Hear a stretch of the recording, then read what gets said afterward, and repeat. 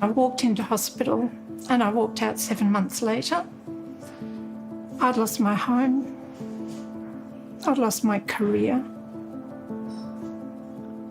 I lost almost everything I have, except my beautiful, precious son. 10 years ago, Carol was teaching at a university in Sydney, raising her son Rupert on her own. We lived in a tiny, tiny little shoebox of a place by the ocean, but we had what we needed and we had the things that mattered in life.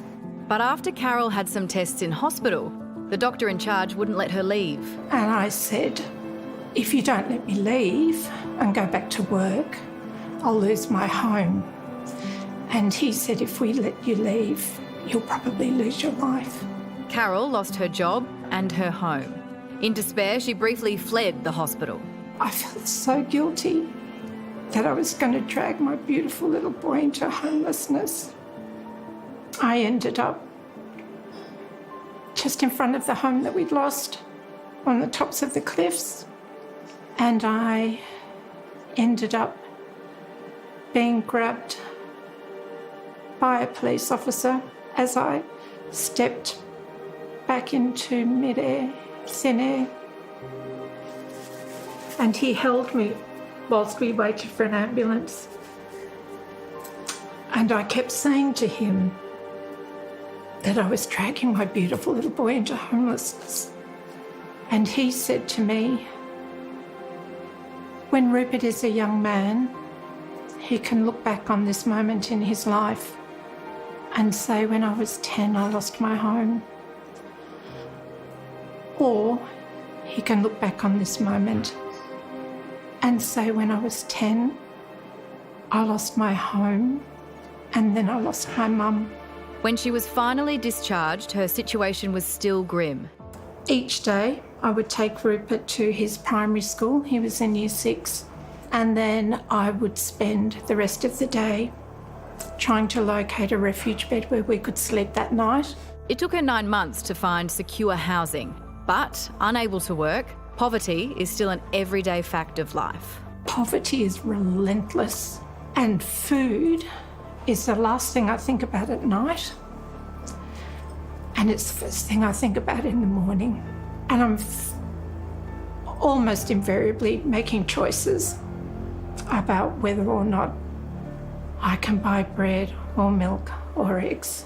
Which brings us to Ronni Khan, the founder and CEO of Oz Harvest, whose yellow trucks rescue surplus food to provide meals for those who'd otherwise go hungry. 1 in 6 Australians at some point in their lives will need some form of food relief. And in fact, in the last 6 months, what we've seen is a new demographic of people who need food. And those are people who have jobs. And this is where Ronni met Carol. I'm sitting in what I think is a very precious and magical space. It's called the Oz Harvest Refettorio Sydney. Refettorio is part of Italian chef Massimo Bottura's global quest to feed the needy something much more than just soup. Each restaurant has great chefs cooking rescued food in places like Lahore, Lima, London, and now Sydney. It offers dignity, respect, looks beautiful, offers a wonderful 3-course quality meal to anybody who walks in. And the whole building and fit out were gifts from private donors and corporate giants. From the moment I first arrived and every moment since, I have been greeted with and treated with dignity, the warmest welcome, compassion, empathy, respect. And instead of being a place that I was ashamed to approach, it's now become a sanctuary for me, and it transforms the rest of my week. I can stand up and say, we feed people, this is what we do, this is why we do it, this is why we care. But to hear from somebody who's on the receiving end, who's brave enough to say, this is my life, I didn't choose it, but it happened to me, and her courage to share and her bravery was what struck me the most. I wanted to speak out of gratitude for everything that I've been given, but stigma resides in shadows and in secrecy, and even my closest friends don't know the impact that poverty has on my life behind closed doors. Many of us are one serious health episode, one flood event, one bushfire away from losing everything. I want people who hear me, who are living in poverty and who are experiencing food insecurity, I don't want them to feel ashamed at all. Carol's son Rupert is now 21 and their bond is as strong as ever. But this Christmas, Carol will be celebrating with her new family. I was also invited to come here for Christmas, and I want quiet time here with my Refetoria family, and it will be one of my most special Christmases ever. I've offered to wash up. Help.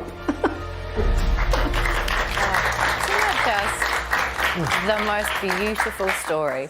Wow. Ronni, take a bow, Ronni Khan. That was absolutely amazing and just goes to show what a little bit of dignity and what a little bit of respect can do, especially at this time of year, which is hard for so many people. Of course, if you find yourself in need of help for any reason, crisis support is always available 24/7 through Lifeline 13 11 14. And the Refetorio restaurant is already fully booked for Christmas, but if you would like to contribute to Oz Harvest, every $1 donated means they can deliver 2 meals to people in need. Details That's are on our amazing website. in itself, isn't Incredible. it? Incredible what they can do.